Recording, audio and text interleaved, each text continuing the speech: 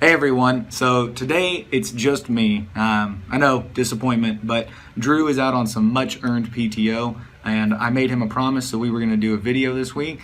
So here we are, we're doing this video. And today's topic is fire drills.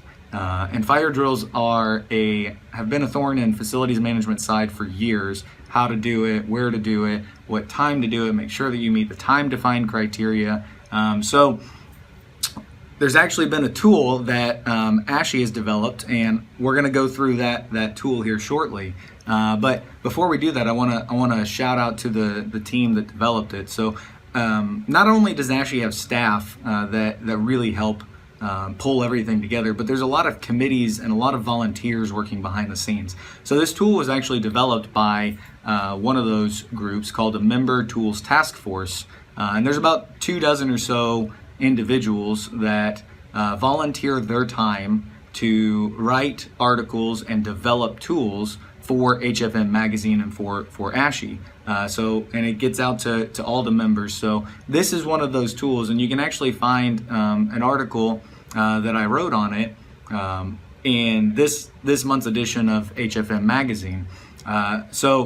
That task force is also led by a volunteer, Frank Rudoloso, out of New York Presby. So I got to give him a shout out because he breaks his back coordinating all this stuff and working together with all the volunteers. So everything, he's doing a great job, and you guys should really check out. There's been a couple of dozen tools developed, so you should check them out. But we're going to go through this tool here in a second. So it actually came from a hospital being cited for not having greater than 1 hour of time between a 12-month span of fire drills. And when the accrediting organization was asked to validate that was the interpretation, they agreed that it was. So we took this tool, and it's actually the Joint Commission Fire Drill Matrix, and we modified it, with their approval of course, to include conditional formatting, where you can go through and it'll tell you if you are in compliance or not in compliance.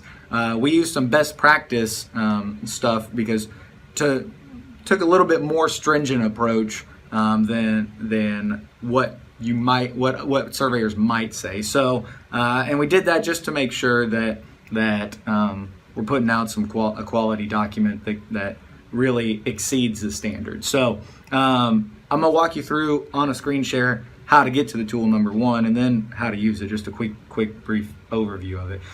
So if you go to ashe.org/fire drill, that'll take you to the page where the fire drill matrix tool is stored. You're going to have to log in first, of course. Only ASHE members are going to be able to access it. So if you're not an ASHE member, sign up for it and you can get it. But you just click on download, and I've already downloaded it, so I'm just going to open up the Excel spreadsheet.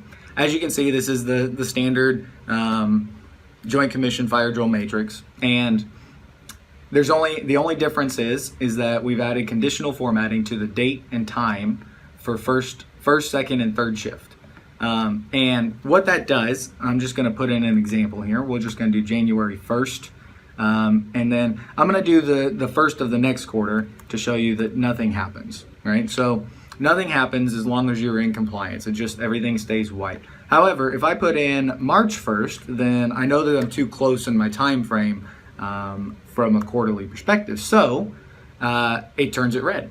And what we chose to use for the criteria here was the plus or minus 10 days from a quarterly definition perspective. That's not technically what all accrediting organizations are teaching, but it's a more stringent approach to it, and it's a better way to ensure that you're within the requirements. So we also did the same thing with the time, and this is 24-hour format, so I'm just going to put in here, we're going to say 1300, so 1 p.m. And what we can do is you can go to any other quarter now, and let's just choose quarter 4, and I can put in 1305, and it's going to change it to red. And you can see now that gives you, it highlights both of the cells, so you can go and figure out where you're not in compliance. So if I change this to 2 p.m., the conditional formatting goes away. So, and that's really it. That's the whole tool. Just some minor modifications to it, but it gives that easy visual, because we all know that we're all time starved in facilities management. So easy visual for us to quick input and figure out if it's in compliance or not.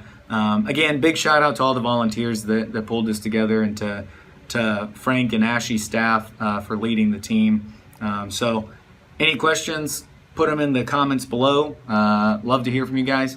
And until next time, happy learning.